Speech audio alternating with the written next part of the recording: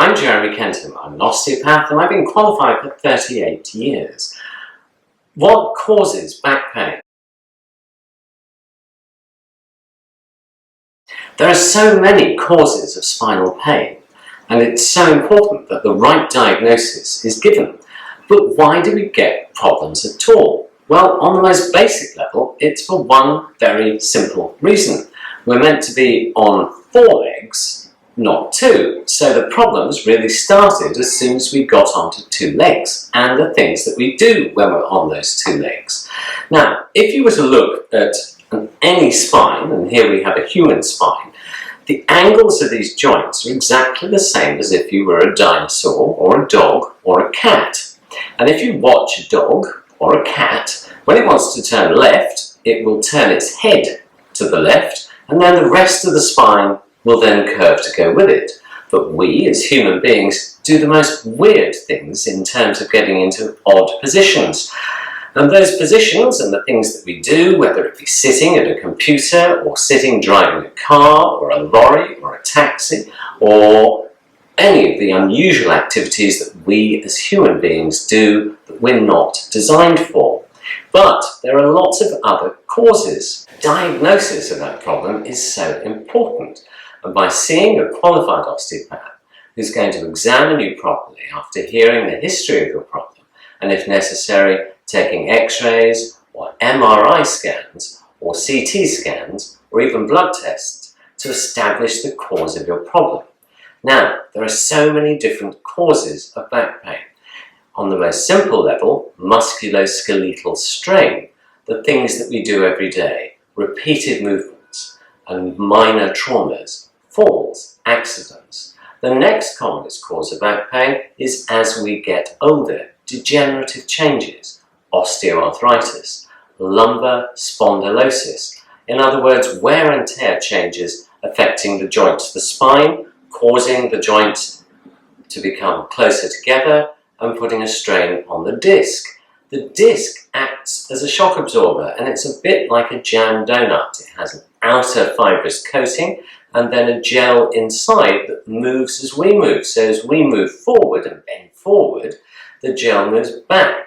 And as we bend back, the gel moves forward. Now, if you've got narrowing of the joint space because of wear and tear as you've got older, and those changes start from your late 30s, as you bend forward and it pushes that gel back, if the joint space and the space between the discs is narrowed, that will put direct pressure on nerve tissue. And we've got nerves exiting in pairs on each side in between each individual vertebra. So those are the simple causes of back pain. But what about some of the more complicated causes? Well, it can be due to disturbance to blood vessels. So, for example, an abdominal aortic aneurysm, a pulsating mass in the main aorta, which lays close to the spine, can produce back pain.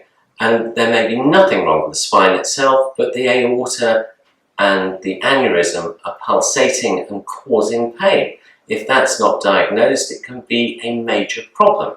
So, vascular problems. Inflammatory forms of arthritis, such as rheumatoid arthritis.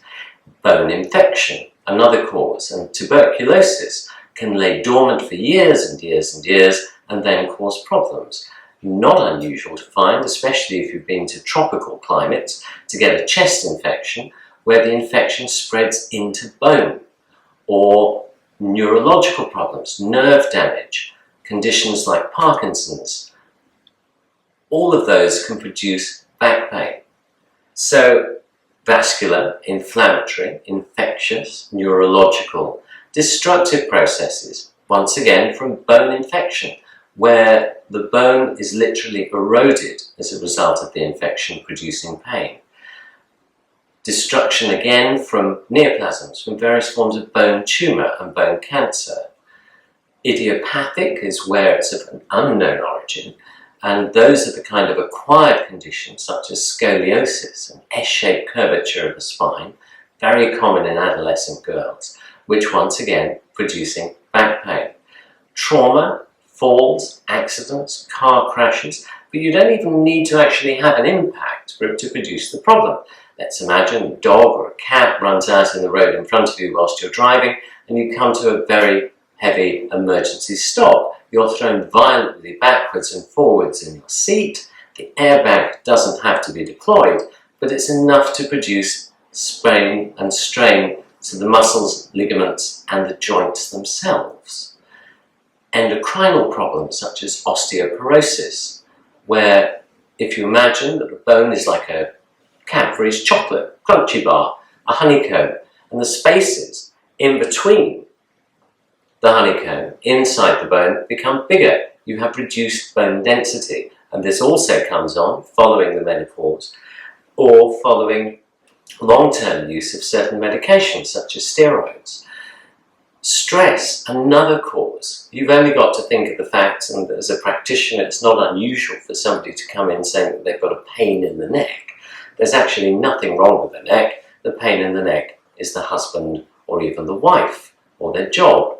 So stress can play a large part, but usually is an aggravating factor for something that's already there.